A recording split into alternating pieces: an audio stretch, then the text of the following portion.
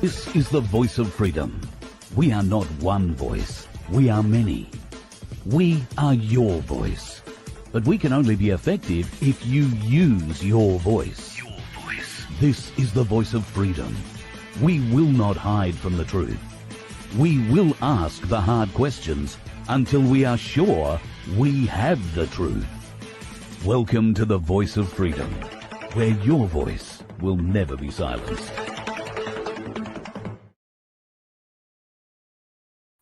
Hello, folks. How are you today? I hope you've had a pretty good day. Nothing too dramatic has happened in your world. I know in a couple of my friends' cases, there have been some dramatic incidents today. In fact, in one person's case, there have been a couple of deaths in her family, and of course, all involved. Very, very sad to hear that one of our supporters, who I won't mention at the moment, has lost her father in the last week. Once again, went in for a knee operation, died on the table, triple vaxxed, as far as I'm aware. So things to be a bit aware of. Now, folks, it's going to be a real short one tonight because things have happened today that are a little bit out of my control.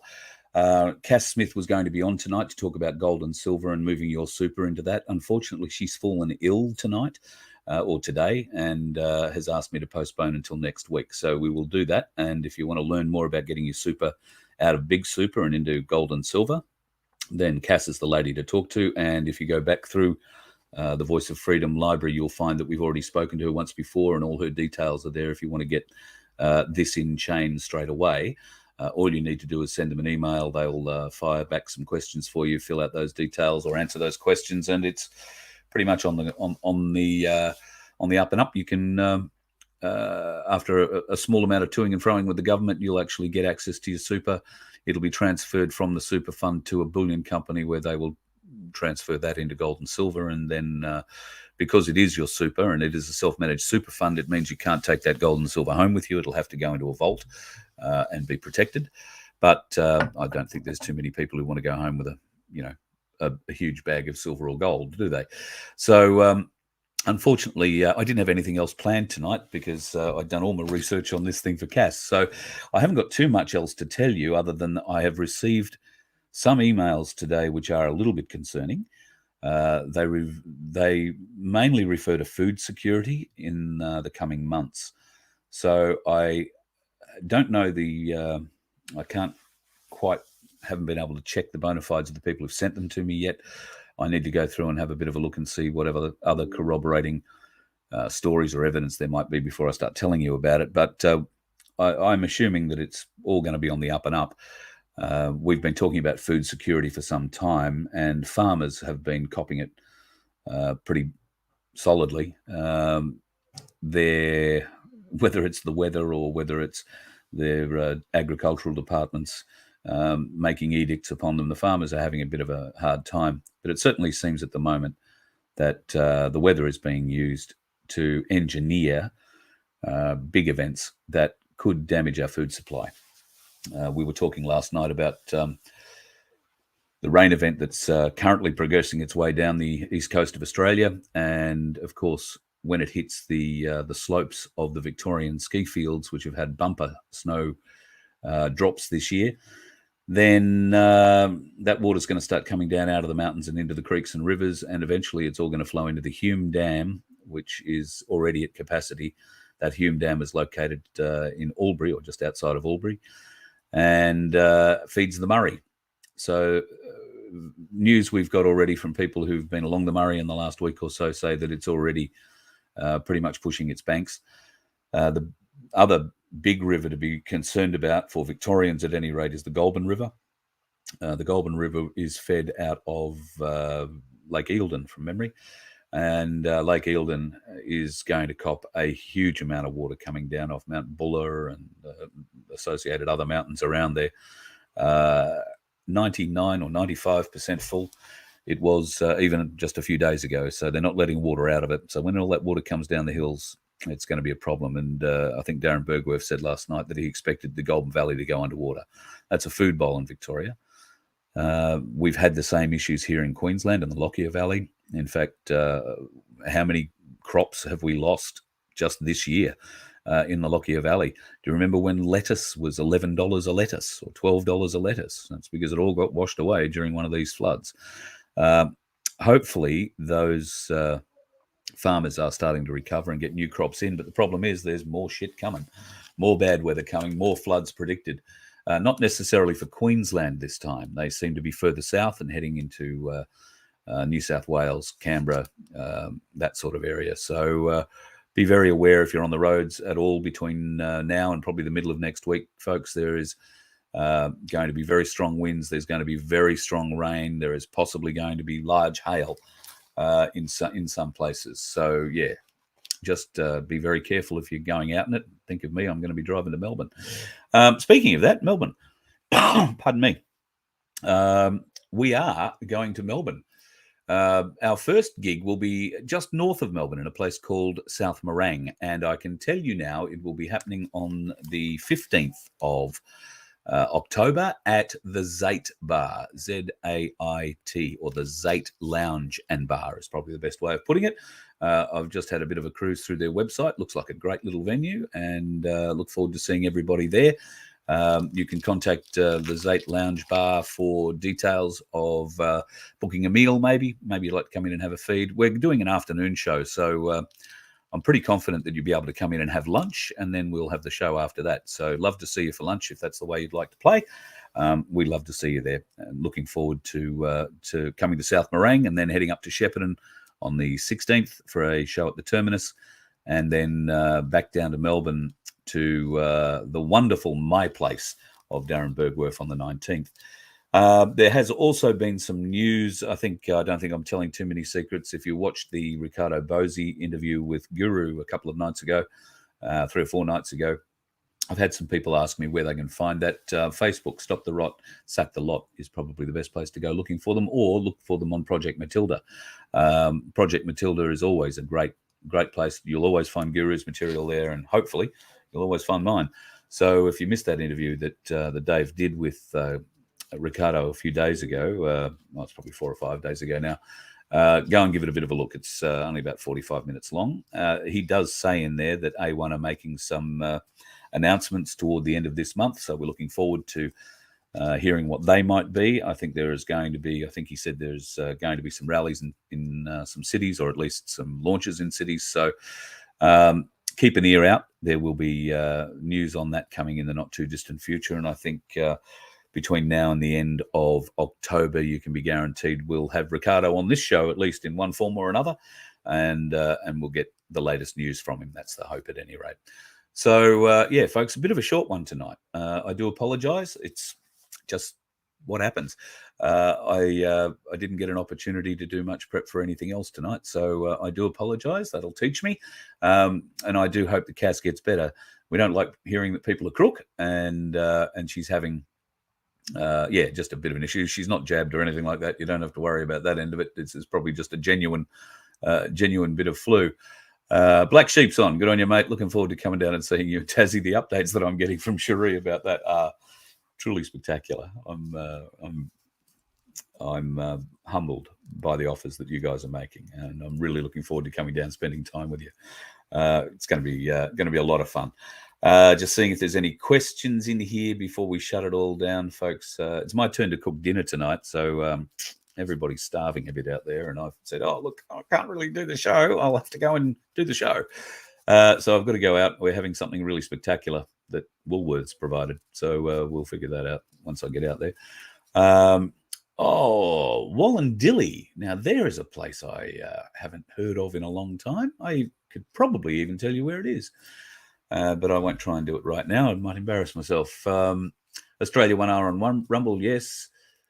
Gabby, there's a good question. Have I had an update on Michelle? No, I haven't had an update on Michelle Lee. I did send a message to her ground person, I guess is the best way of describing that, a couple of days ago. I know Michelle has been doing some really good kilometres or miles lately with the very favourable conditions that she's now under. God knows she had to fight her way off the coast of Mexico and got pushed south quite a long way south, well off her track.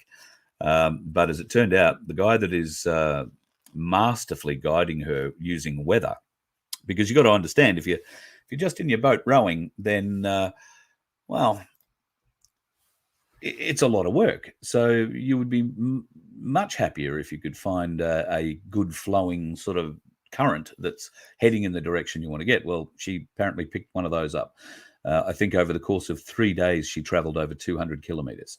So that's exceptional for her, and let's hope that current keeps bringing her a bit closer. It could have taken just that little portion of the trip could have taken weeks off her overall journey to be able to travel that far in such a short period of time. Of course, she still has to go through the equator and the doldrums. Not going to get much wind or tide help there, I don't think. But let's hope, fingers crossed, that all things go well. I do follow her on Facebook. You can find Michelle's Facebook page, Michelle Lee, on Facebook, and she is doing updates when she is able. So you'll appreciate she's using a satellite phone. The connection on those satellite phones costs a heap. So she's just updating when she can, and I will put in another email to Molly, her ground handler, and see whether or not we can't get a chat with Michelle. It probably, I'll warn you now, probably won't be a live chat because of the time differences, and I don't want to get her up in the middle of the night while she should be resting, so that she can come on and have a chat with us. So it might work that I do the show in the middle of the night and you guys get to watch it the next day, because I can, well, my bed's right here. It's very easy. So I can get out of bed and do it very simply. Yeah, I think that's probably the way it'll work. Michelle, at the moment, given the time zone differences, when we go to air, it's about 2:00 yesterday morning for her. So yeah, we'll try and make that a much more friendly time. Once again, folks, if you are looking to get a show coming your way, we can help you out with that. In fact, Cherie is working madly on those sorts of things at the moment. SHEREE at VoFHQ.com is her email address, Cherie at VoFHQ.com. If you want to get a show, we're putting some shows into Victoria at the moment, and I did mention Tasmania. Tassie's going to be sometime toward the last week of October and first week of November, and I'll be in Melbourne prior to that, obviously. And then when we come back from Tassie, I want to say we're heading towards New South Wales and the south coast of New South Wales to do Bega, maybe. There are some folks in Bega that were keen to see us. So we'll put a show on there. We might see if we can't drag Guru around for a couple of these things too, and see who else we can drag along. At any rate, folks, I'm going to leave you tonight. That's about 7:10 in Tassie. Oh, there you go, 6:10 here. So we're only 100 years and 1 hour behind the rest of the world at the moment, Black Sheep. And South Australia must be feeling very confident because they're half an hour ahead of us. God love them. Just having a bit of a glance. There's been some medical stuff going out today. Okay, fuel prices. So, yeah, fuel prices are going to go back up. The excise duty will be... Actually, I want to say it finishes tonight at midnight. So probably from tomorrow, you'll see fuel prices go up again. I have seen them here where I am in Brisbane go up from $2.05 for diesel to $2.15 today. So that midnight might have been last night, and the price of fuel just might be down a little bit at the moment. I'm not sure about what's going on in other capital cities, so if you're there and you can tell me what the price of diesel or petrol is, then we might have a bit of an idea. Would I have any information about 12 Army jets flying over near Toowoomba, heading to Brizzy? Okay, so there is a lot of military flights going on at the moment. There is a lot of military flights going on around Australia at the moment. People in Toowoomba shouldn't be too concerned about military jets that they see flying around them. They are wedged between two military bases, one being Oakey and the other one being Amberley. Amberley is where the jets are. Oakey is the helicopters, basically a helicopter training school, maintenance and associated other bits and pieces. So Yes, usually awful lot of military aircraft flying around that area. 12 of them, though, in one hit. That sounds like a squadron if they were all the same kind of aircraft. And that sounds, I don't know that we've got a squadron that's 12 planes big. So, yeah, that's interesting. Maybe they were Hercules or C-17s. So there has been a lot of logistical movement around. There are a lot of troops in a lot of different places. In fact, I know where 300 of them are going to be from tomorrow, and they're in the middle of nowhere, folks. They are camped up on a base in the middle of nowhere that normally has two lonely people and a stray dog walk past. But from tomorrow, there'll be tents, there'll be all sorts of things there. And it is quite literally in the middle of nowhere. However, it is in an interesting place where if they had to, they could go left and go right and block the highways going south and north, the main highways in Queensland. In fact, they could stop every road coming into and out of Queensland from where they are. Interesting. Very interesting.